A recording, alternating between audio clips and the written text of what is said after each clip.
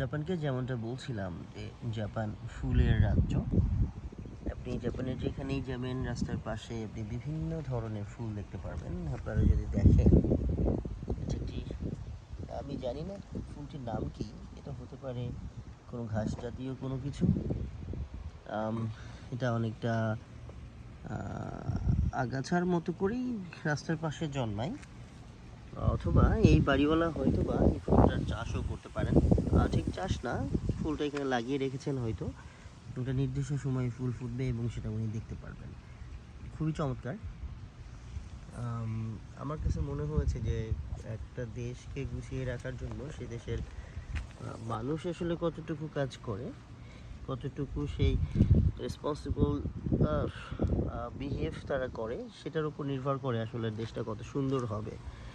আপনি যদি দেখেন জাপানের রাস্তার পাশে যে পরিমাণ ফুলের গাছ, এবং সেই ফুলগুলো না আসলে ওরা যত্নও করে। তো এই ব্যাপারগুলো থেকেই আমার কাছে মনে হয় যে এই নাগরিকদের যে রেসপন্সিবল আচরণ, বিহেভ, সেটা থেকেই একটা রাষ্ট্র গুছিয়ে রাখতে সে দেশের সরকারকে সহযোগিতা করে। ইভেন আমার কাছে মনে হয়েছে যে জাপানিজ নাগরিকরা ঠিক রাষ্ট্র সরকার তো করবেই, বাট তাদের জায়গা থেকেও নিজ নিজ জায়গা থেকেও যে পরিমাণ রেসপন্সিবল বিহেভ তারা করে, এটার কারণেই একটা সুন্দর পরিচ্ছন্ন একটা দেশ হিসেবে তারা জাপানটাকে গড়ে তুলতে পেরেছে। ধন্যবাদ, আমরা আরও কথা বলবো।